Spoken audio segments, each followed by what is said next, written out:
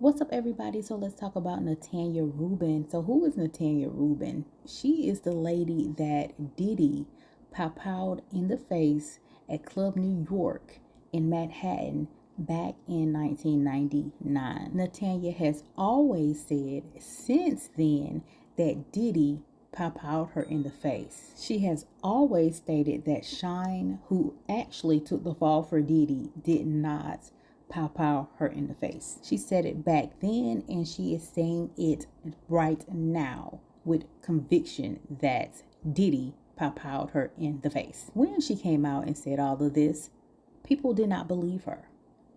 People did not believe that a person like Diddy would do such a thing. And like I always say, I don't put nothing past anyone.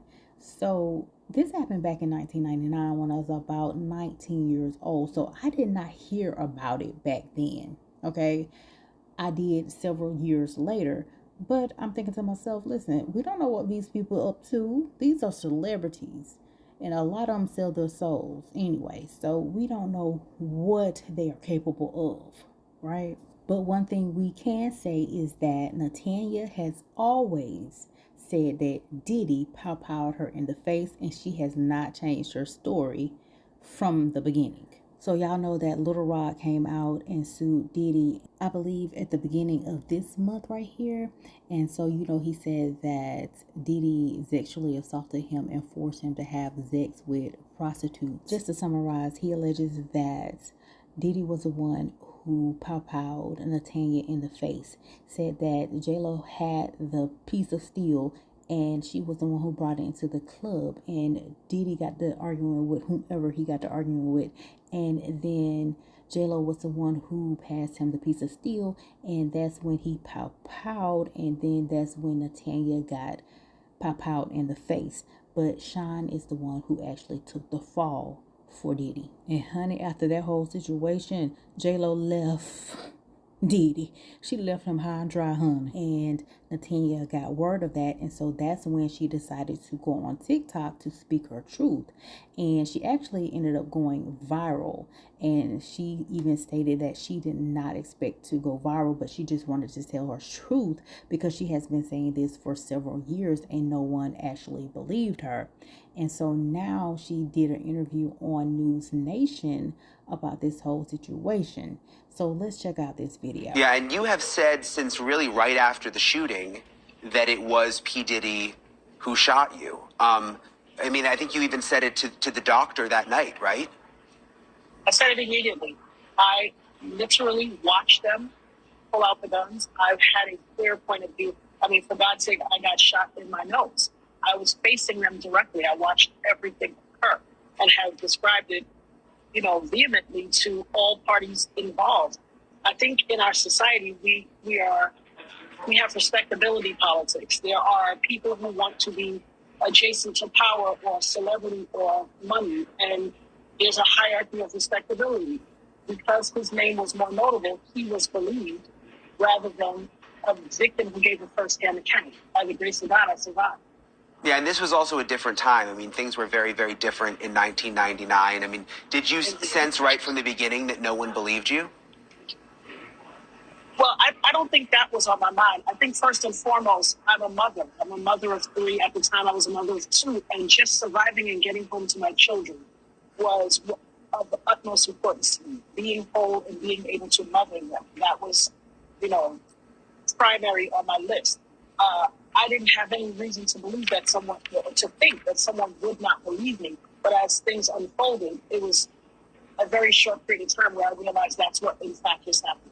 So, as I mentioned, Diddy has denied being the one who pulled the trigger. But this is interesting, Natania. Rodney Jones, also known as Little Rod, is now suing Diddy for sexual harassment. That's something that's been in the headlines for the last couple of days. And there's a very interesting quote from his lawsuit that relates back to you that I want to read because it sort of ties all of this together. And it says, Jones claims in the lawsuit, Mr. Combs shared that he was responsible for the shooting in the nightclub in New York City with rapper Shine. He shared that artist and Mr. Combs' girlfriend at the time, Jennifer Lopez, aka J-Lo, carried the gun into the club for him and passed him the gun after he got into an altercation with another individual.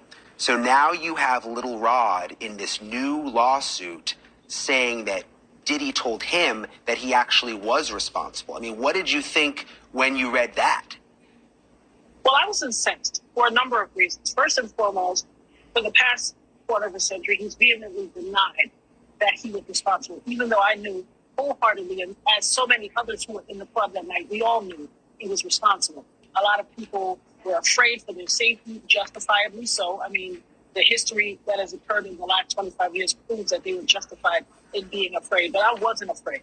I wasn't afraid because I still bear I have 9 bullet fragments remaining in my face. So when I saw that count 128, that's actually count 128 of the lawsuit. When I saw that on a podcast that was analyzing all of the counts, I knew I had to speak. I had no intention of going viral. I was just getting it out of me. I have a mantra, having my say. There was a time a few years ago where I had a talk radio show called Having My Say. And that's very important to me. I believe everyone is entitled to have their say. Far too often we don't hear people or listen. And so I just wanted to get it out of me because it was like an audible, deep breath that I needed to take. And I made the TikTok video not expecting it to go viral. Went to pick up my daughter, came back home, and she's like, and I literally told her, I'm like, well, you're probably going to see it tomorrow. I made a video on TikTok. Maybe 100 people will see it. By the time we got home, she said, Mommy, it was 70,000 people. And I could not believe it. But it was time. It was time for me to speak. I'd stayed quiet for 25 years. It was my time to speak.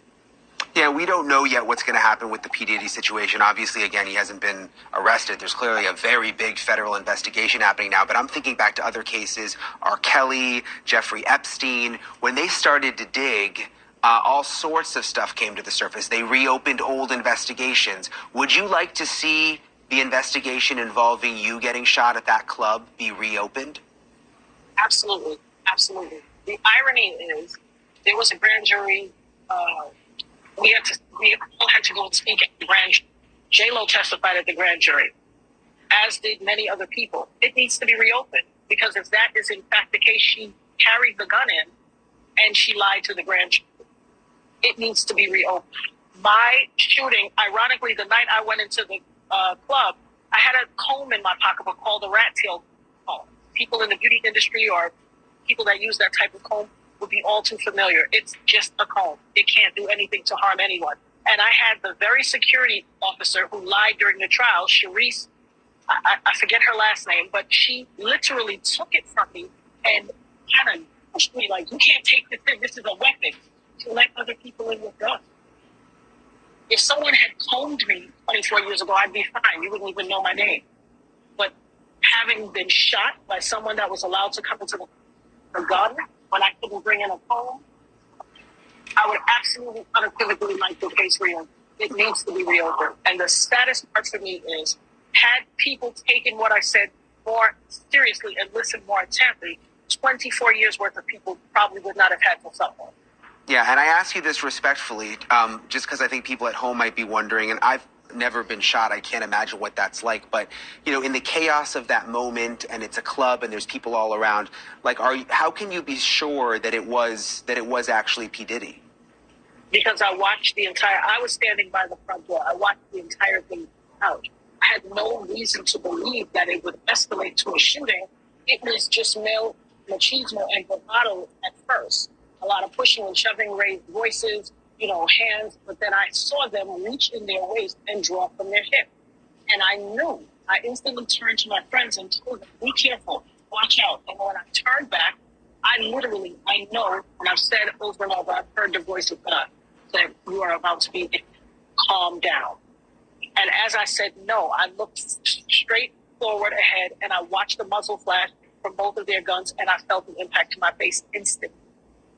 Wow. There's no doubt in my mind who shot me. Yeah, and Okay, so y'all saw that video, and a lot of people are saying, well, why she just not coming out, or why she just not want to say something? But literally, she's been saying this for years on top of years, and no one actually believed her. And listen, I would not blame her if she wanted to open up a case against Diddy, because she has every right to. This lady was pow-powed in the face. She could have actually been unalived, but thank God, by the grace of God, that she is actually still here, you know. And for the fact that Diddy was okay with just walking away and knowing that he pow someone, that should let you know about him as a person. And that should further let you know about him as a person, allowing another man to take the fall for him. Sean went to prison for 10 years, 10 whole years, because of this situation, which is sad. Diddy did not care about Sean. Diddy only cares about himself. Diddy did not care about Natania. He only cares about himself. Diddy does not care about Cassie, or did not care about Cassie. He only cares about himself. Diddy did not care about Carisha. He only cares about himself. Diddy only cares about himself. Diddy don't care about nobody. Nobody. At all. And so many people are yelling, why y'all want to watch Diddy's downfall? Well, Diddy created his own downfall. We are just witnessing it. We did not help him create anything. He did it on his own because of his evil ways. And so he created his downfall himself. And like I always say, you reap what you sow. Diddy has literally sown bad seeds all throughout this year. So he is reaping his bad seeds. Okay? No one really we don't want to see this black man downfall, but he did it himself. He did it himself. And people are quick to yell, well, all these white people are doing this and that. And my thing about that is this. Listen, we are talking about Diddy because he's another black person. And we may be more familiar with Diddy than these other white people. Some of these black people don't know half of these white people, so that's why they're probably not speaking on them. If they probably knew, they probably would speak on them too. And so if I knew some of these white people, I would speak on them, but I hold everybody accountable, so it really don't matter. They all sick. They all evil. They're all going to reap what they're sow. And why is it that when another black person do something, and we hold these black people accountable, or we say something about these black people, then we're dragging said black person? Nobody is above reproach, okay? And honestly, I hope that Natania gets justice, because I can just only imagine how traumatized she has been all these years. Yes. So, I know that she went viral on TikTok when she explained it. I did not go and do a video then because I was busy, but I definitely wanted to talk about it today since I had the opportunity to.